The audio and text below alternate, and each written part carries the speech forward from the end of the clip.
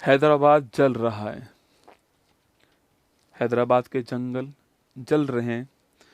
जंगल जंगल ढूंढता हूँ तुम्हें, जंगल जंगल ढूंढता हूँ तुम्हें, तुम सुकून हो शहर में नहीं मिलते। हैदराबाद के जंगलों की कहानी मैं आपको समझाने का प्रयास इस वीडियो में करने वाला हूँ कि क्या वहाँ पर हुआ है, सरकार का तर्क क्या है, छात्रों का क्या पक्ष है वहाँ पर, कानूनी क्या पक्ष वहाँ पर है, कमियां कहाँ पर रह गई, ऐसी समस्या उत्पन्न क्यों हो गई जहाँ पर छात्र और सरकार आमने सामने हैं, बुलडोजर और छात्र दोनों आमने सामने हैं। ऐसी कौन सी कमियां रह गई, क्यों हैदराबाद की सरकार इतने जंगलों को काट रहा है, क्या उसका तर्क है, वो सारी बातें मैं आपको इस वीडियो में समझा दूंगा।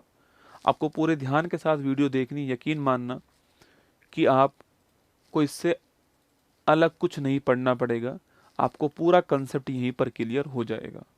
तो चलिए शुरुआत करते हैं। कांचा गोची बोबली संघर्ष, जगह का नाम है हैदराबाद। हैदराबाद जल रहा है। मैं ये कह दूं हैदराबाद मर रहा है तो भी ठीक है। क्यों कह रहा हूं वो आपको समझ में आ जाएगा, ठीक है। हैदराबाद जल रहा है या हैदराबाद मर रहा है, दोनों ही ठीक है ना। संघर्ष जो है आपके वह किस स्थान के लिए आपके, तो वह स्थान आपके कांचा गाची बोवली है ना, एक फॉरेस्ट एरिया है। कांचा कांचा वाचा कांचा वाचा बोबली जो आपके कांचा गाची बोबली, सॉरी ना, कांचा गाची बोबली, ये वो स्थान है जिसका संघर्ष है। कांचा गाची बोबली ये वो स्थान है जिसका संघर्ष है, जहां पर विकास बनाम पर्यावरण की लड़ाई है। एक लाइन में कह रहा हूं आपसे कि ये संघर्ष क्या है, ये संघर्ष नहीं है, ये विकास वर्सेज पर्यावरण की लड़ाई है। विकास वर्सेज पर्यावरण जो है इसकी लड़ाई है। इस कारण हैदराबाद के जंगल जो हैं उनको काटा जा रहा है। अब ऐसा क्यों हो गया है इसको समझने का प्रयास करते हैं, ठीक है। तो दोस्तों विवाद क्या है, मुद्दा ये है कि जो विवाद है आपके वो विवाद क्या है, ठीक है। देखो हैदराबाद सेंट्रल यूनिवर्सिटी है जिसका नाम है HCU। पहले पढ़ते हम लोग विवाद क्या है, पहले हम लोग पढ़ते हैं विवाद क्या है। क्यों चर्चा में आ गया इतना, उसका एक पहला पूरा फ्लो चार्ट पढ़ लेते हैं, ठीक है। पूरा फ्लो चार्ट पढ़ते हैं कि विवाद हुआ क्यों है दोस्तों ना।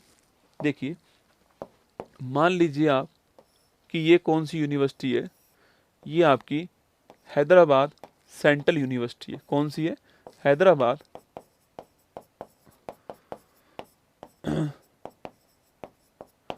Central university. सरकार की बेवकूफ़ी बताऊंगा आपको क्या रही, ठीक है। हैदराबाद सेंट्रल यूनिवर्सिटी आपके सामने यहाँ पर, ठीक है। इसके पास में 400 एकड़ का एक फॉरेस्ट एरिया है, ठीक है। इसके पास में ये 400 एकड़ का एक फॉरेस्ट एरिया है। और यही वो स्थान है ना, यही वो स्थान है जिसकी हम बात कर रहे हैं आपके कांचा गाची बोवली। यही जो फॉरेस्ट एरिया है यही कौन सा है, कांचा गाची बोवली स्थान, कांचा गाची बोवली फॉरेस्ट एरिया, वन क्षेत्र, यही वो इलाका है। हुआ क्या दोस्तों, यहाँ पर हुआ ये कि यह जो 400 एकड़ का जो फॉरेस्ट एरिया है, सरकार ने यह एरिया IT पार्क के लिए नीलाम कर दिया। IT पार्क मतलब कि इंफॉर्मेशन टेक्नोलॉजी का जो पार्क है आपके, जो IT पार्क है आपके, इनके लिए क्या कर दिया, नीलाम कर दिया। तो सरकार ने ये जो फॉरेस्ट एरिया था, ये जो IT पार्क है, इस IT पार्क के लिए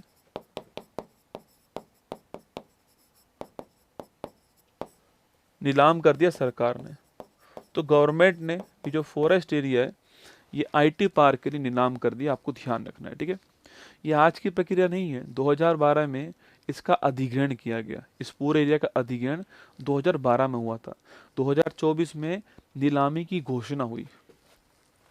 2012 में अधिग्रहण हुआ, एक्विजिशन हुआ पूरे एरिया का। 2024 में नीलामी की घोषणा। विवाद में तो ये तब आया जब बुलडोजर वाला वीडियो वायरल हुआ है। वो बुलडोजर लाइन से खड़े हुए थे, याद करो, सरकारी गाड़ी खड़ी हुई थी और सामने जंगल दिखाई दे रहा था, आपके फिल्मों की शूटिंग चल रही है जैसे, है ना, तब विवाद में आया है। वरना 2012 में इसका एक्विजिशन हुआ है, 24 में ऑक्शन नीलाम हुआ ये, 24 में इसमें ऑक्शन हुआ, मार्च 25 में पेड़ों को काटना चालू किया गया। मार्च 25 में पेड़ों को काटना स्टार्ट कर, पेड़ों की जो कटाई है वो स्टार्ट होगी। फिर इसके बाद में इसका विरोध हुआ। जो छात्र थे इन्होंने, और जो पर्यावरण हितैषी से इन्होंने विरोध किया इसका, ठीक है, इसका विरोध किया। फिर दोस्तों उसके बाद ये मामला कहाँ पहुंच गया? उसके बाद जो ये मामला है वो सुप्रीम कोर्ट पहुंच गया। सुप्रीम कोर्ट ने उसके ऊपर सुओ माटो किया। कोई लेकर नहीं गया सुप्रीम कोर्ट में, सुप्रीम कोर्ट ने परिस्थिति को देखते हुए स्वतः संज्ञान लिया, इसके अंदर सुओ माटो किया, और 3 अप्रैल 25 को सुप्रीम कोर्ट ने इसके ऊपर रोक लगा दी। इसके बाद में 3 अप्रैल 2025 को सुप्रीम कोर्ट ने कटाई पर रोक लगा दी, कटाई पर रोक लगा दी। इसके ऊपर सुओ माटो हुआ है, मतलब कि सुप्रीम कोर्ट ने स्वतः ही संज्ञान लिया। कोई गया नहीं था सुप्रीम कोर्ट के पास में, पर सुप्रीम कोर्ट ने स्वतः ही अपनी मर्जी से मुद्दे को देखते हुए संज्ञान लिया और इसके ऊपर रोक लगा दी पेड़ों की कटाई के ऊपर, ठीक है। ये पूरी घटना वहां पर है। तो ये घटना आज की घटना नहीं है, आज चर्चा में इसलिए आ गई क्योंकि वो बुलडोजर वाला वीडियो वायरल हो गया और पेड़ों की कटाई स्टार्ट हो गई, इसलिए चर्चा में आ गई, ठीक है।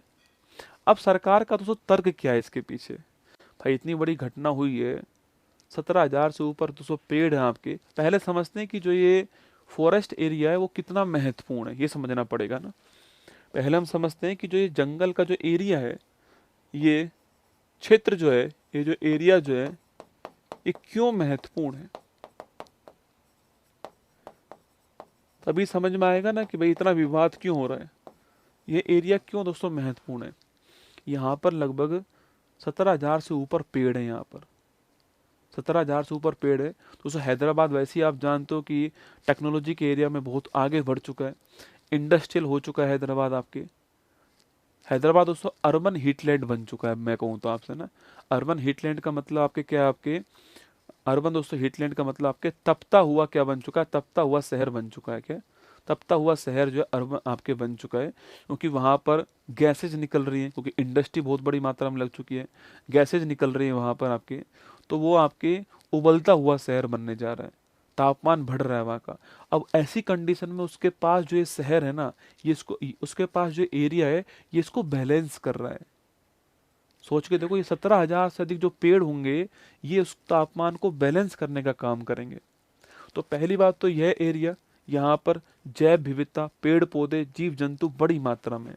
तो सबसे महत्वपूर्ण तो आपके ये एरिया क्यों महत्वपूर्ण है, तो जैव विविधता जो है, बायोडाइवर्सिटी जो है, इसके हिसाब से पेड़ पौधे जीव जंतु बड़ी मात्रा में है यहाँ पर, इसके लिए महत्वपूर्ण है, ठीक है। इसके अलावा क्लाइमेट बैलेंस के लिए, जलवायु संतुलन के लिए भी यह एरिया आपके लिए महत्वपूर्ण होगा, ठीक है। जैसे मैंने कहा आपसे, यहाँ पर यहाँ 17,000 से अधिक पेड़ है, ठीक है, और पेड़ सघन पेड़ है, ठीक है। आजकल हो क्या रहा है दोस्तों, आजकल इंसान ऐसा हो गया है कि बड़े बड़े पेड़ों को काट करके अपने घर में मनी प्लांट लगाने में लगा हुआ है। बड़े बड़े पेड़ काट करके अपने घर में मनी प्लांट, झाड़ियां लगाने में लगा हुआ है। बस बस मनुष्य जो है आजकल इस प्रकार हो गया। ये लाइन अपने आप में समझाती है कि इंसान किधर जा रहा है। इस प्रकृति का जो विनाश इंसान कर रहा है ना, ये प्रकृति जिस दिन रिवर्ट करेगी ना, यकीन मानना इंसान की औकात के बाहर होगी वो बात। म्यांमार में भूकंप आया, कितना भी डेवलपमेंट एरिया क्यों ना हो, ध्वस्त हो गया सामने। तो देखिए कैलिफोर्निया विश्व का सबसे समृद्ध एरिया विश्व का, वहां पे जंगलों की आग इंसान से बुझा ही नहीं गई। ये इंसान की औकात है। लेकिन इंसान अपनी औकात भूल जाता है। वही काम यहाँ पे हो रहा है, देखना। 17,000 से अधिक अधिक पेड़ यहाँ पर है। और ये जो पेड़ यहाँ पर है तो ये कार्बन सिंक है।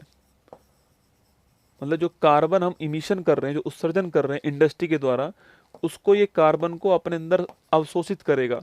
नीलकंठ मानो आप तो, अगर सीधी बात में कहूँ तो जहर जो हम उगल रहे हैं, जो हम जहर उगल रहे हैं, ये नीलकंठ की तरह अपने गले में धारण कर लेगा उस जहर को।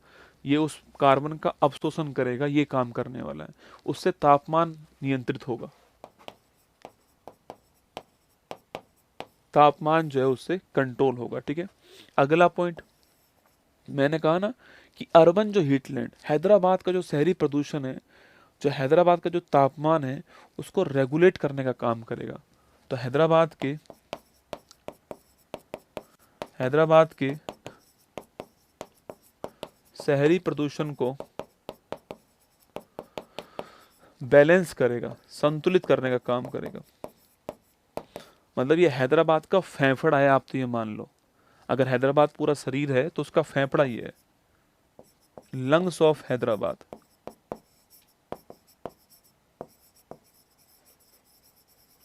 वो यही है। ठीक है, एक तेलंगाना का जो पूरा फॉरेस्ट एरिया है ना, उसका 0.5% है ये। तेलंगाना का जो पूरे का वन क्षेत्र है, इसका 0.5% क्या है, वो यही वाला एरिया है। भाई तेलंगाना का फॉरेस्ट एरिया भी तो कमजोर होगा, 0.5% ये वाला एरिया है। इसलिए ये क्षेत्र महत्वपूर्ण है, इसलिए इतना विवाद भी हो रहा है यहाँ पर। इसलिए हैदराबाद के लिए आपके क्षेत्र जो है वो महत्वपूर्ण है। एक कारण यूनिवर्सिटी क्यों, स्टूडेंट क्यों विरोध कर रहे हैं इतना, ठीक है एनवायरनमेंट के लिए महत्वपूर्ण है। एक कारण दोस्तों ये है कि यूनिवर्सिटी को रिसर्च के लिए जगह चाहिए होती है ना, अनुसंधान के लिए जगह चाहिए होती है। ये वहाँ पर अनुसंधान भी कर सकते हैं। जब फॉरेस्ट ही नहीं होंगे तो रिसर्च किसके ऊपर करोगे आप। तो जो हैदराबाद सेंट्रल यूनिवर्सिटी है, इसके रिसर्च का स्थान भी है ये, अनुसंधान करने का स्थान भी है, इसलिए यहाँ पर ये क्षेत्र आपके महत्वपूर्ण हो गया। ठीक है, अब बात करते हैं कि सरकार का तर्क क्या है, सरकार क्यों ऐसा कर रही है। हमको दोनों पक्ष देखने पड़ेंगे, सरकार का तर्क क्या है, छात्रों का तर्क क्या है, और फिर सुप्रीम कोर्ट ने क्या कहा है हम वो भी देख लेंगे। ठीक है, अब देखिए जो सरकार है इसका तर्क क्या है, क्या कह रही है गवर्नमेंट, क्या ही कहेगी गवर्नमेंट। सरकार का तर्क देखते हैं। ठीक है, रेवंत रेड्डी जी की सरकार है यहाँ पर। हुआ क्या दोस्तों, आपके सरकार जो है ना, सरकार कह रही है कि ये जो एरिया है वो वन क्षेत्र है ही नहीं। सरकार कह रही है ये वन तो आ गए यहाँ पर, उग गए यहाँ पर, ये फॉरेस्ट एरिया नहीं है, ये इंडस्ट्रियल भूमि है। भविष्य में आप देखना, अभी आने वाला समय, उसमें सबसे बड़ी बहस इसी मुद्दे पे होने वाली जो मैं आपको लिखा रहा हूँ, कि सरकार कह रही है कि यह वन भूमि नहीं है, यह तो इंडस्ट्रियल औद्योगिक भूमि है। 17,000 पेड़ इनको वन भूमि नजर नहीं आ रहे हैं, ये कह रहे हैं कि ये एरिया जो है ना ये इंडस्ट्रियल एरिया है, और हम तो उसे खाली कर रहे हैं। भाई हम तो इंडस्ट्रियल एरिया के ऊपर इंडस्ट्री बना रहे हैं, हम तो ठीक ही कर रहे हैं। ठीक है, सरकार बोल रही है कि हम यहाँ पर आईटी पार्क बनाएंगे। ये एक बहुत बड़ी बहस स्टार्ट होगी भारत में। सरकार कह रही है कि यहाँ पर हम आईटी पार्क बनाएंगे। अब आईटी पार्क बनाएंगे तो इससे क्या होगा, 20,000 करोड़ रुपए की आय होने वाली गवर्नमेंट की, अनुमानित बता रहा हूँ। ठीक है, 20,000 करोड़ रुपए की आय होगी, और साथ में 50,000 लोगों को नौकरी मिलेगी।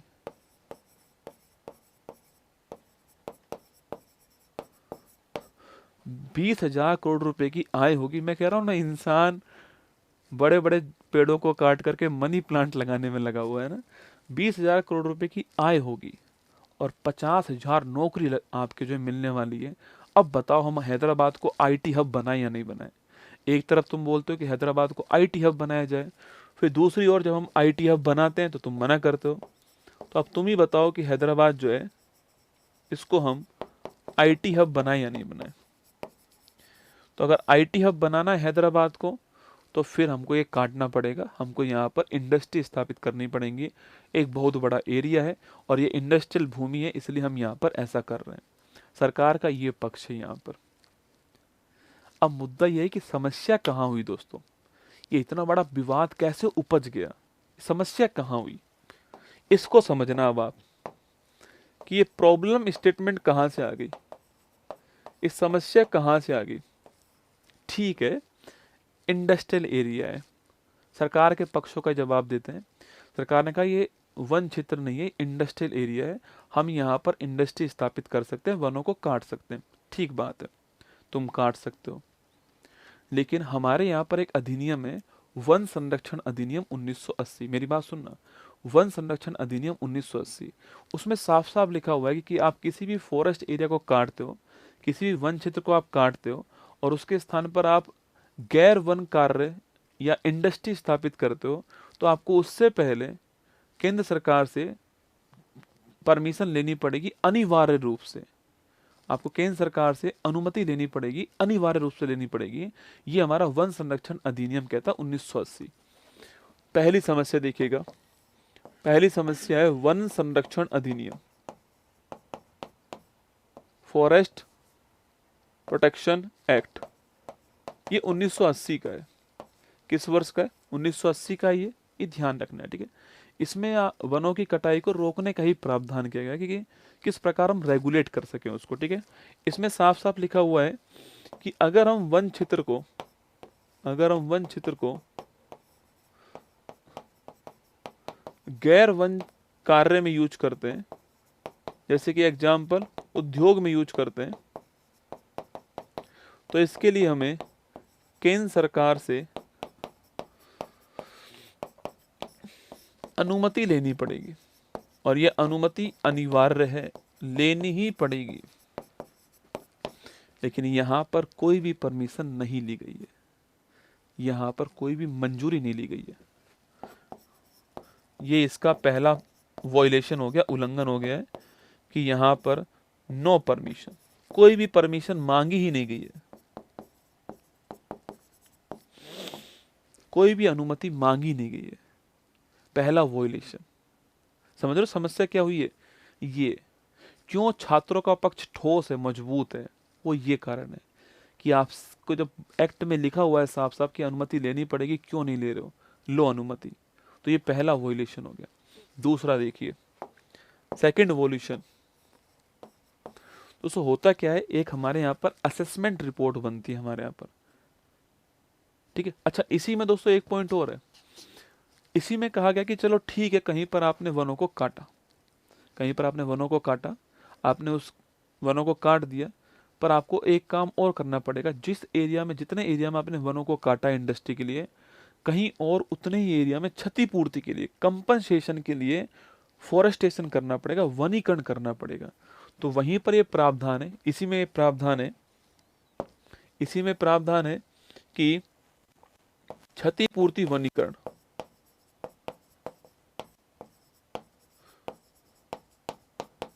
ठीक है, मतलब कि कंपनसेशन के रूप में आपको फॉरेस्टेशन करना पड़ेगा, ठीक है। अब फॉरेस्टेशन कंपनसेशन के रूप में, जितना वन काटा है आपने, इंडस्ट्री स्थापित की, कहीं और पर उतना ही वन आपको स्थापित करना पड़ेगा। लेकिन ऐसी कोई योजना सरकार ने नहीं बनाई है। अब दबाव में ये बात कह रही है, वो बात अलग है। जब मुद्दा इतना बड़ा हो गया है, तब गवर्नमेंट ये बात कह रही है, वो अलग है। पहले ऐसी कोई योजना गवर्नमेंट की नहीं थी, ना सामने आई। होती तो गवर्नमेंट उसको पहले रखती सामने, ऐसी कोई योजना नहीं है, ठीक है। एक दोस्तों हमारे यहाँ पर क्या होता है, एक हमारे यहाँ पर जो है वो पर्यावरण प्रभाव मूल्यांकन होता है, एनवायरमेंट असेसमेंट होता है। पर्यावरणीय प्रभाव मूल्यांकन, जब भी कोई भी हमारे यहाँ पर इंडस्ट्री स्थापित होती है ना, तो उसमें एक मंजूरी लेनी पड़ती है हमको। जो इंडस्ट्री स्थापित करते हैं वो देखना, वो मंजूरी लेकर आते हैं, उसको बोलते हैं environment impact assessment, EIA, environment impact assessment. इसका मतलब है कि मैं कहीं पर वन को काट दूंगा, किसी एरिया में मैं वन को काटूंगा, तो फिर उसके स्थान पर मैंने किसी एरिया में वन को काट दिया है तो उससे पर्यावरण के ऊपर कितना नुकसान बनेगा। मैंने किसी एरिया में वन को काटा है तो उससे एनवायरनमेंट के ऊपर होने वाला नुकसान कितना होगा, इसका आकलन करना पड़ेगा हमको। ये कहाँ पे लिखा हुआ है, तो ये हमारा एनवायरनमेंट प्रोटेक्शन जो एक्ट है 1936, 19 एनवायरनमेंट प्रोटेक्शन जो हमारा एक्ट है 86 का, यहाँ लिखा हुआ है। ठीक है, इसका मतलब है पर्यावरण को इस प्रोजेक्ट के द्वारा कितना नुकसान होगा, इस प्रोजेक्ट के द्वारा होने वाले नुकसान का आकलन करना, कि एनवायरनमेंट को ये जो प्रोजेक्ट है इससे कितना नुकसान होगा, इसका असेसमेंट करना पड़ेगा। ऐसा कोई असेसमेंट नहीं हुआ है, नो असेसमेंट, ऐसा कोई असेसमेंट नहीं किया गया। सेकंड, इसी में लिखा हुआ है कि स्थानीय लोगों से राय करनी पड़ेगी अनिवार्य रूप से। सेकंड लिखा हुआ है स्थानीय लोगों से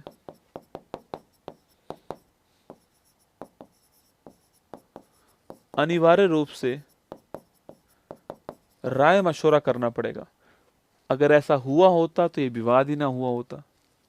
अगर ऐसा हुआ होता तो विवाद ही क्यों होता, विवाद तो वहीं स्टार्ट हुआ है भाई, आपके जो लोकल स्टूडेंट थे उन्होंने विवाद किया है। अगर ऐसी बात हुई होती तो विवाद ही नहीं होता। ऐसी कोई राय, देख लो लूप होल्स कहाँ पर है, ये सारे लूप होल्स हैं इसके, कि वन संरक्षण अधिनियम का उल्लंघन हो गया, क्षतिपूर्ति वनीकरण की कोई व्यवस्था नहीं की गई, आपके एनवायरनमेंट असेसमेंट का कोई ध्यान नहीं दिया गया है, जो स्थानीय लोग हैं आपके इनसे कोई भी अनुमति जो है, कोई भी परमिशन जो है, यहाँ पर कोई भी राय मशवरा नहीं किया गया, ये यहाँ पर हो गया। ठीक है, पर्यावरण की चिंता क्या है, कि वही मैंने आपसे कहा कि भाई वन्य जीव कहाँ जाएंगे, मोर वहाँ पे रो रहे हैं, जीव जंतु वहाँ रो रहे हैं, उनका आवास उजड़ गया है।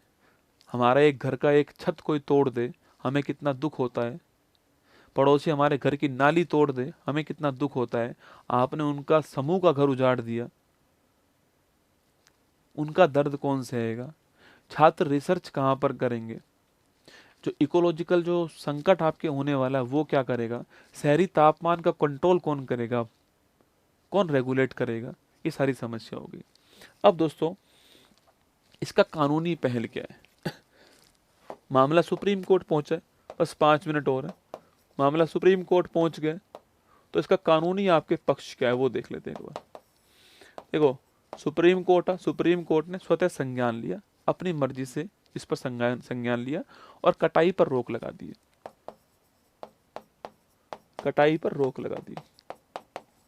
इतना ही नहीं, जस्टिस जो वी.आर. गवई जी हैं, जस्टिस वी.आर. गवई जी जो हैं, इन्होंने कठोरता से एक बात कही है कि जल्दबाजी क्यों कर रहे हो इतनी, कहाँ है तुम्हारी EIA की रिपोर्ट।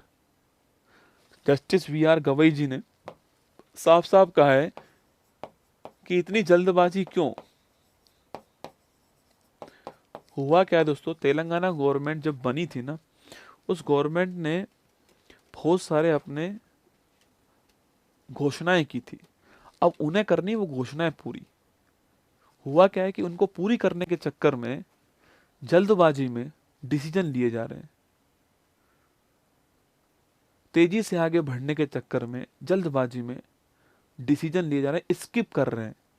जैसे एनवायरनमेंट की असेसमेंट की रिपोर्ट को स्किप कर दिया इन लोगों ने, स्थानीय लोगों से राय मशवरा नहीं की। अगर कर लेते, पहले उनको समझा देते कि हम इसके स्थान पे कहीं और वन लगा देंगे, कहीं और फॉरेस्टेशन कर देंगे, ये एरिया इंडस्ट्रियल एरिया है, जो उनका पक्ष है, अगर उसको समझाते पहले तो शायद इतनी बड़ी बात नहीं बनती यहाँ पर। लेकिन जल्दबाजी में डिसीजन क्यों लिए जा रहे हैं, जस्टिस वी.आर. गवई जी ने पहली बात पूछी। सेकंड, कहाँ है तुम्हारी EIA रिपोर्ट, ये रिपोर्ट कहाँ है तुम्हारी, कोई जवाब ही नहीं है। चीफ सेक्रेटरी साहब से कह रहे हैं कि जल्दी से अपना शपथ पत्र दायर करो वरना जेल हो जाएगी। चीफ सेक्रेटरी जो है CS साहब हैं, इनको कहा जा रहा है कि जेल की चेतावनी है, जेल की चेतावनी है, जल्दी से अपना शपथ पत्र जारी करो। सुप्रीम कोर्ट ने अपनी तरफ से टीम बनाई और जो वो साइट थी ना, उस साइट का निरीक्षण करवाया कि जितनी हाइप क्रिएट हुई है, क्या रियलिटी में ग्राउंड पर भी वो स्थिति है क्या। और सुप्रीम कोर्ट ने साफ साफ कहा है कि भयावह स्थिति है, डराने वाली स्थिति है। आप एक जंगल को साफ करोगे, दिखने में कैसा लगेगा, सोच के देखो। भयावह, सुप्रीम कोर्ट ने साफ साफ कहा है कि जो साइट निरीक्षण किया गया है, उस जगह का जो निरीक्षण हुआ आपकी, उसमें उस जगह की स्थिति आपके भयावह है, ये सुप्रीम कोर्ट ने साफ साफ कह दिया है। अब जो, अब रोक तो लग चुकी है, अब सरकार अपनी तरफ से बात रखेगी, पर जो मुद्दा आगे आने वाला, वो मुद्दा वही होगा कि यह क्षेत्र वन भूमि है या नहीं। जो अब भविष्य की, जो भविष्य में जो बहस होने वाली है ना, जो भविष्य में बहस होगी, डिस्कशन होगा, वो इसी पर होगा कि ये वन भूमि है या नहीं, यस या नो। सुप्रीम भाई, गवर्नमेंट भी इसी बात पे लड़ने वाली है। गवर्नमेंट कहेगी इंडस्ट्रियल एरिया है, और मुद्दा इसी बात पे होगा कि ये वन भूमि है या नहीं। अगर ये वन भूमि है, और वन भूमि है या नहीं छोड़ो, भाड़ में गया। ये जो वन काटे गए हैं आपके, जो पेड़ काटे गए हैं, इसकी रेस्पॉन्सिबिलिटी किसकी है, जवाबदेहिता किसकी होगी।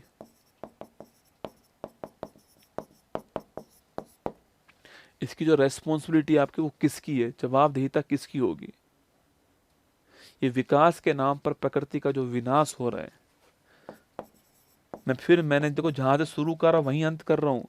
ये लड़ाई विकास वर्सेज प्रकृति के बीच की है, और जो हम विकास के नाम पर प्रकृति का विनाश कर रहे हैं बिना सोचे समझे।